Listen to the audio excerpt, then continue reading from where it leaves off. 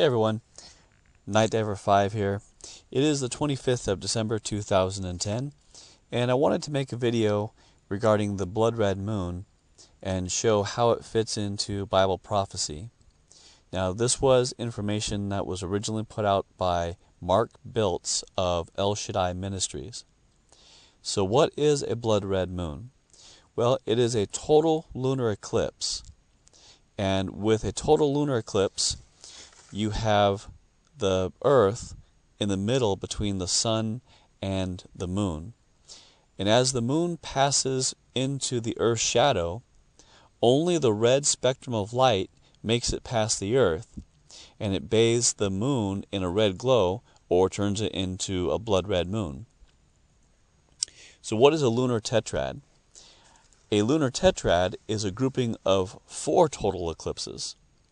So you have 4 blood red moons in what's called a series.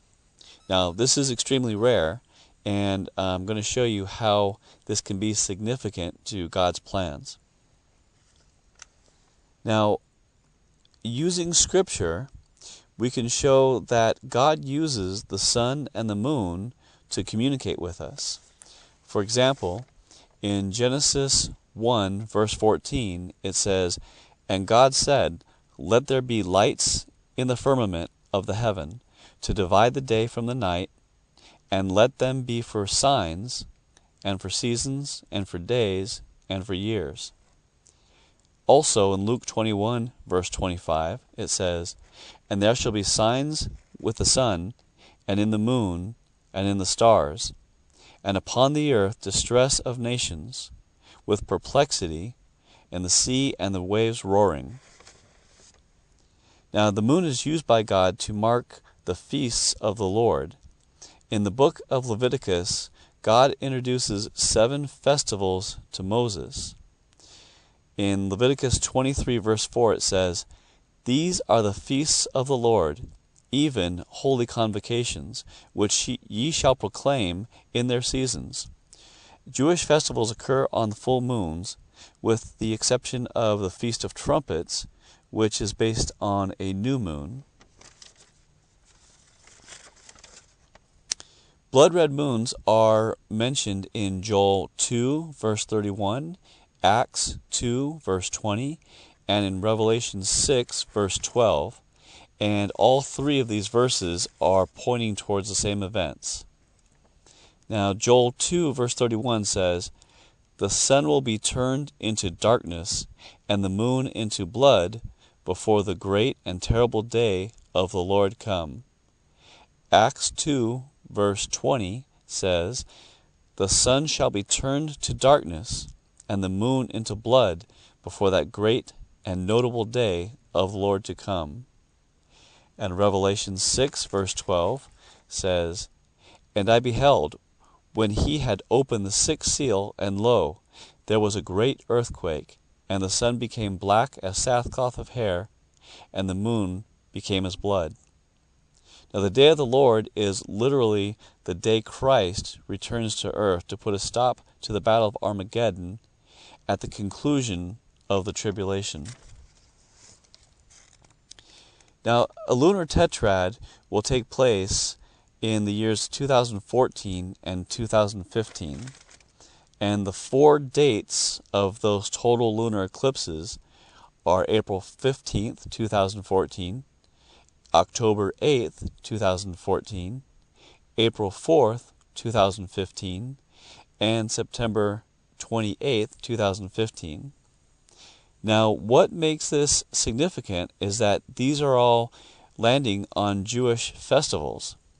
And they are Passover and Tabernacles in 2014, and again Passover and Tabernacles in 2015.